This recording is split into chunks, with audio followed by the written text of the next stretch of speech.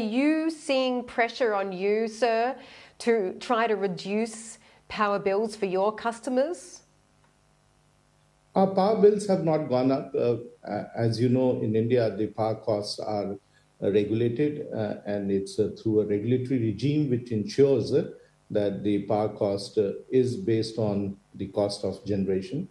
And the increase that we have seen in profit is not only attributable to our thermal generation, where the power costs are reflected on the cost of coal, but it is also reflected because of better performance in our distribution business, better performance in our renewable business, which has started now giving us very good results. So I think consistency of performance in all our businesses, all our hydro plants are doing very well.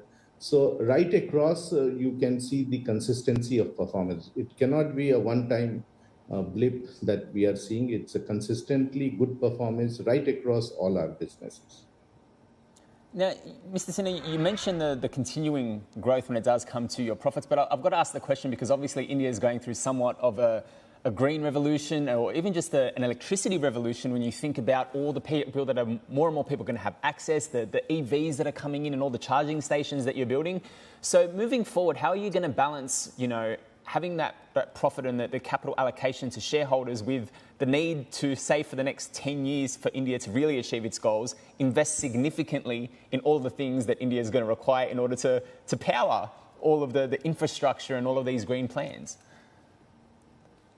You're absolutely right, Will. There has been a lot of push, and we have seen in the recent budget, which was announced on 1st of February, that there is a huge push in increasing the spend on infrastructure sector.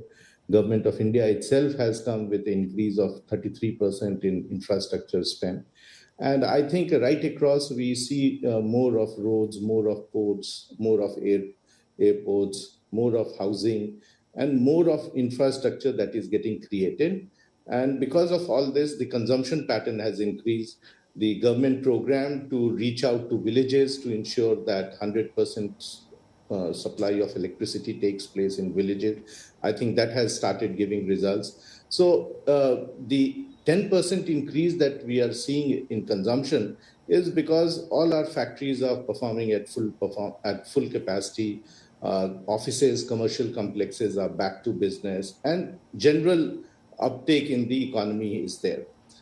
We expect that next 10 years, with the type of capacity addition the country has planned, especially in renewable capacity, Tata Power will play a very, very important role.